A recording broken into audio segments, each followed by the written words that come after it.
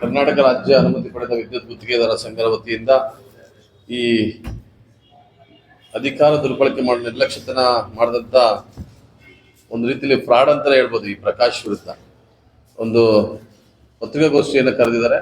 ನಮಗೂ ಕೂಡ ಆಲ್ರೆಡಿ ಪ್ರಕಾಶ್ ಅವ್ರ ವಿರುದ್ಧ ನಾನು ಕೂಡ 2-3 ಸಾರಿ ಅವ್ರಿಗೆ ಹೇಳಿದ್ದೆ, ಮತ್ತೆ MLA ಹತ್ರನೂ ಕೂಡ ಮಾತಾಡಿದ್ವಿ. ಅವರು ಸರ್ಕಾರಕ್ಕೆ ಸವಾಲು ಹಾಕುವಂತ ವ್ಯಕ್ತಿ ಅಂತ ಅನಿಸ್ತಿದೆ ಈ ವ್ಯಕ್ತಿ. ಯಾಕಂದ್ರೆ ಸರ್ಕಾರಕ್ಕೆ ಮೋಸ ಮಾಡ್ತಿದ್ದಂತ ವ್ಯಕ್ತಿ ಪ್ರಕಾಶ್. ಯಾಕಂದ್ರೆ ಇವತ್ತು ಆಲ್ರೆಡಿ ನೀವು ನೋಡ್ತಿದ್ದೀರಿ, ನನಗೂ ಇವಾಗ ಗೊತ್ತಾಯ್ತು.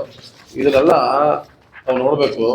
ಇದು ಸರ್ಕಾರದ ದುಡ್ಡು ಇವತ್ತು ಎಷ್ಟೋ ಜನ ದುರ್ಬಳಕೆ ಮಾಡ್ಕೊಳ್ಳೋ ಅಧಿಕಾರಿಗಳಿಗೆ ಇದೇ ಕಾರಣ. ಇದನ್ನ ಯಾವುದೇ ತರದ ಬೋರ್ಡ್ ಅಲ್ಲಿ ಹಾಕ್ತೇನೆ ಮೋಸ ಮಾಡಿ ಫ್ರಾಡ್ ಮಾಡಿ ಇದನ್ನ ಇದು ಮಾಡಿದ್ದಾರೆ. ಕಾಂಟ್ರಾಕ್ಟ್ ಕೆಲಸ ಮಾಡಿರೋದು ಇದು ಸರ್ಕಾರ. ಯಾಕೆ ಈ KPTCL MD ಅವರು ಕಣ್ಣು ಮುಚ್ಕೊಂಡು ಕೂತಿದಾರ ಗೊತ್ತಿಲ್ಲ. ಇದಕ್ಕೆ ಇಲ್ಲ ಏನೋ ಲಂಚ ತಗೊಂಡಿದಾರ ಪ್ರಕಾಶ್ ಅಂತಾನೂ ಕೂಡ ನಮ್ಗೆ ಭಾವಿಸ್ತಾ ಇದ್ದೀವಿ. ಪ್ರಕಾಶ್ ಲಂಚ ಕೊಟ್ಟು ಇಂಥ ಕೆಲಸಗಳನ್ನ ಮಾಡ್ಕೊಂಡು ಇವತ್ತು ಕಾಂಪ್ಲೆಕ್ಸ್ಗಳನ್ನ ತಗೊಳ್ಳುವಂಥದ್ದು, ರೈತರ ದುಡ್ಡುಗಳಲ್ಲಿ ಮನೆಗಳನ್ನ ಮಾಡ್ಕೊಳ್ಳುವಂಥದ್ದು, ಮತ್ತೆ ಗುತ್ತಿಗೆದಾರರನ್ನ ಸಾಯಿಸುವಂತ ಕೆಲಸನೂ ಕೂಡ ಆಗ್ತಾ ಇದೆ. ಈಗ ಪ್ರಕಾಶಿಗೆ ಆಲ್ರೆಡಿ ಸೂರ್ಯಕುಮಾರ್ ಅಂತ ವ್ಯಕ್ತಿನ ಕೆಲಸ ಮಾಡ್ತಿದ್ದ ವ್ಯಕ್ತಿನ ಕೆಲ್ಸಕ್ಕೆ ರಜಾ ಆಗ್ತಂತ ವ್ಯಕ್ತಿನ ಕರ್ಸಿ ಕಂಬದ ಮೇಲೆ ಕರ್ಸಿ ಅವನ್ನ ಕೆಳಗಡೆ ಬಿದ್ದು ಸತ್ತಿರೋ ಮಾಧ್ಯಮದಲ್ಲಿ ರಾಮನಗರದಲ್ಲಿ ಆಲ್ರೆಡಿ ಮಾಧ್ಯಮದಲ್ಲಿ ನಡೆದಿದೆ.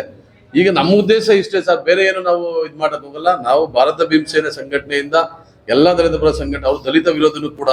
ಪ್ರಕಾಶ್ ಅವರು ದಲಿತ ವಿರೋಧಿನೂ ಕೂಡ. ದಲಿತರಿಗೆ ಕಾಂಟ್ಯಾಕ್ಟ್ ನಲ್ಲಿ ಕೆಲಸ ಕೇಳಕ್ ಹೋದ್ರೆ ನೀವು ದಲಿತರು ಅಂದ್ರೆ ಅವ್ರು ಕೆಲಸನೇ ಕೊಡ್ತಾ ಇಲ್ಲ ಪ್ರಕಾಶ್ ಅವರು. ಸೊ ಇದಾಗಿದೆ. ಈ ಕೂಡಲೇ ನಾನು KPTCL ಮುಖ್ಯಸ್ಥರು, ವ್ಯವಸ್ಥಾಪಕ ನಿರ್ದೇಶಕರು, MD ಅವರಿಗೆ ಮಾಧ್ಯಮದ ಮುಖಾಂತರ ತಮ್ಗೆ ಹೇಳ್ತಾ ಇದ್ದೀವಿ, ಈ ಕೂಡಲೇ ಪ್ರಕಾಶ್ ಅನ್ನೋ ವ್ಯಕ್ತಿನ ಮತ್ತೆ ಶ್ರೀನಿವಾಸ್, ಈ ಸರ್ಕಾರದ ಸುತ್ತೋಲೆ ಏನಿದೆ ನಮ್ಗೆ ಗೊತ್ತಿಲ್ಲ ಅನ್ಸುತ್ತೆ ಪಾಪ ಅವ್ರಿಗೆ. ಸರ್ಕಾರದ ಸುತ್ತೋಲೆಯನ್ನ ಮೀರ್ತಾ ಇರುವಂತ ಈ ಅಧಿಕಾರಿಗಳು.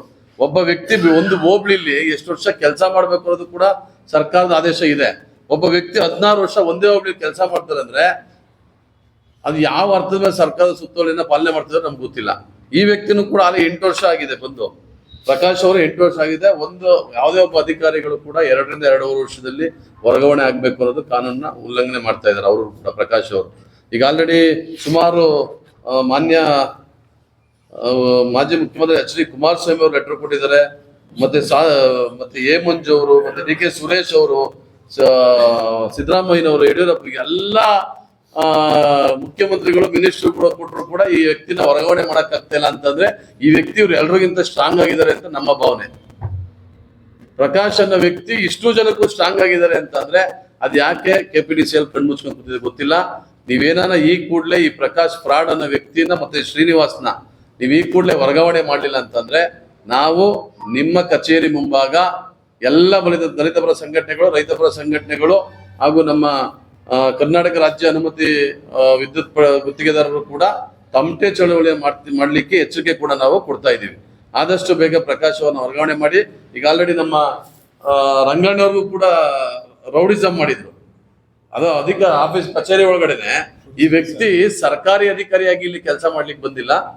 ರೌಡಿಸಮ್ನ ಹುಟ್ಟಾಕಕ್ಕೆ, ಈ ಬಿಡದಿ ಹೋಬಳಿಲಿ ರೌಡಿಸಮ್ ಹುಟ್ಟಾಕಕ್ಕೆ ಅಂತಾನೆ ಈ ಪ್ರಕಾಶ್ ಅನ್ನೋ ವ್ಯಕ್ತಿನ ವರ್ಗಾವಣೆ ಮಾಡಿದ್ರು ಈ KPTCL ಮೆಂಬರ್ ವ್ಯವಸ್ಥಾಪಕರು ಅವ್ರನ್ನ ಕಳಿಸಿದ್ದಾರೆ ಅಂತ ಬಿಡದಿಗೆ ನಮ್ದು ಕೂಡ ಭಾವನೆ ಇದೆ.